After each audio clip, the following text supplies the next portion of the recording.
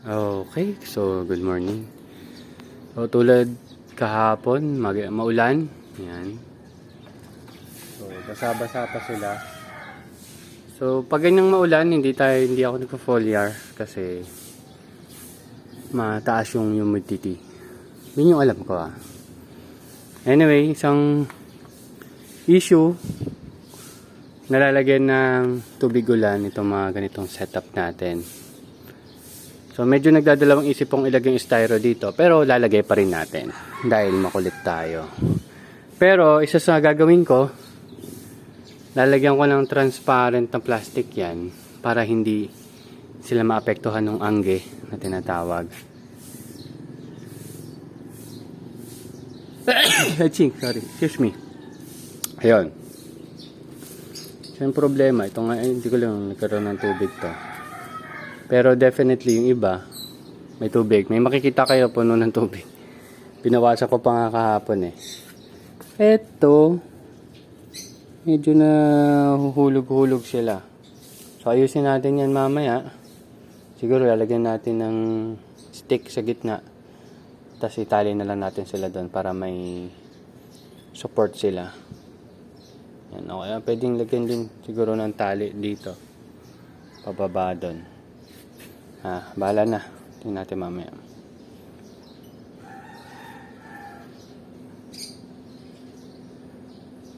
Ito, parang kinaskas oh. Hindi naman siguro nakakapasok. Palagi ko ibon. O kaya pusa, no? Tingnan ko sa CCTV kung anong gumawa niyan. Ayun o. May nagkaskas eh. Ayun o. Tumba nga to oh. Tsaka dun sa ano niya. Pusa nga yata to.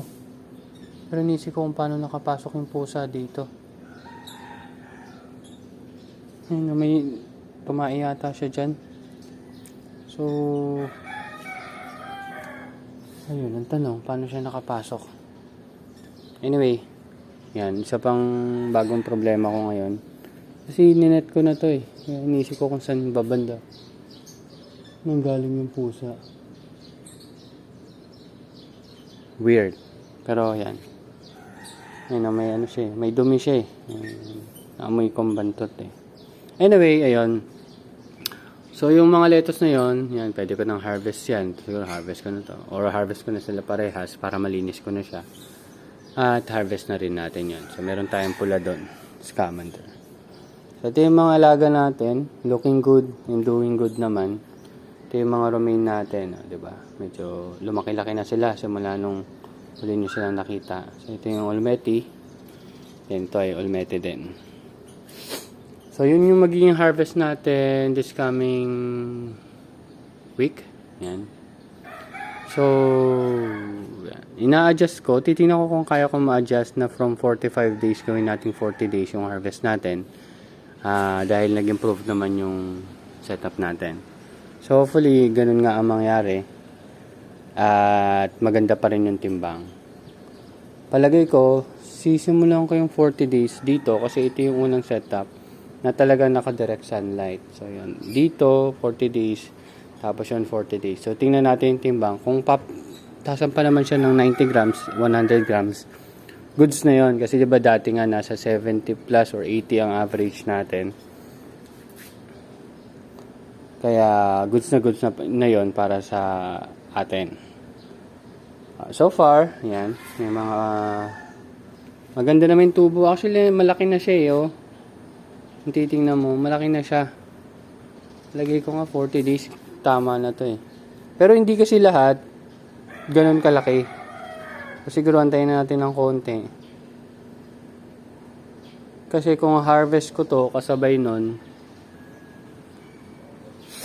pumapatak, 40 days lang to. Ayun o. Dapat katapusan. Oo. Subukan natin, harvest na natin to kasabay nun. Basta may buyer tayo. Kung may buyer naman tayo, walang problema. sa palagay ko, i-test na natin. Kasi pag mas bumilis yung harvest natin, mas may utilize natin na maayos itong mga containers. Itong mga styro box natin. Mas mabilis yung turnout. At saka, posible nang gumawa tayo ng 30 heads per batch. Kasi sa ngayon, ang nakikita ko is 30-15, 30-15, 30-15, ganon. Para umabot yung styro boxes natin. Pero kung ako 40 days natin yan, palagi ako kakayanin yan ng 30 every 5 days. Kaya mga scamander, to, for personal use na lang natin to. Ito malamang hindi na to lalaki, tagal nyo ng ganyan. So nag-back out na yan. So ito yung sinasabi ko sa inyo, halata naman na naulanan. Ayan o. Ayan o. Hindi naman tayo naglalagay ng ganyang karaming nutrient solution. So, pag okay na yung panahon, which is medyo okay na yung ngayon, tatanggalin natin yung nutrient solution niya, tapos papalitan natin ng bago. Ayan. Ayan o. Ang dami. Ayan. Palagay ko maganda pa, may ano pa rin naman yan, may nutrient pa rin, pero i-test natin. Siguro i-test natin maya wait lang, libutin lang natin to. So yan, meron tayo dito, buti nga may kulitis pang tumubo dito. Ito hindi to kulitis eh. Yan. Ang ganda na rin ng lemongrass natin. Itong talong, wala na eh, hindi naman talaga tumutuloy eh. Stop na natin yan. So gawan ko na lang ng setup.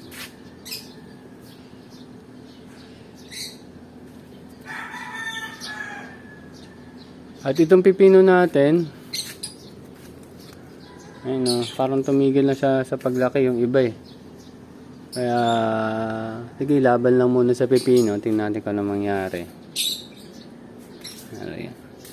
So ito, naanggihan din to. Nalagyan din yan ng tubig, na tubig ulan. Tapos, tinitingnan ko na lang din yung pH level every 3 days, 4 days, ganyan. From time to time.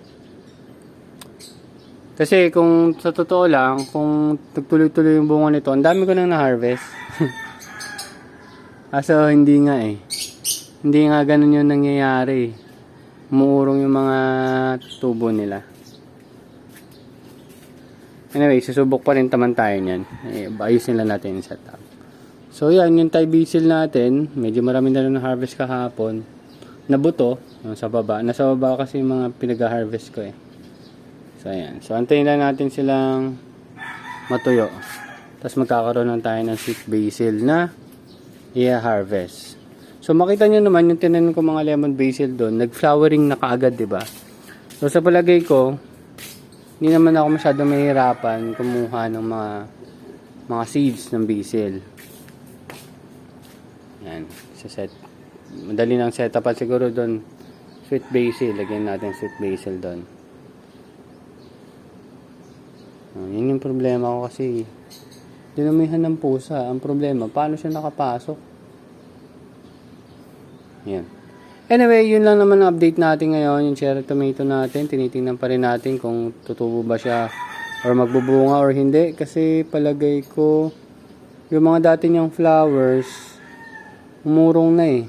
Yan, no? Yung unang-unang set ng flowers niya, natuyo na at mukhang hindi na muna tutuloy. Yan. Ang maganda lang, itong bell pepper natin, tubo lang ng tubo.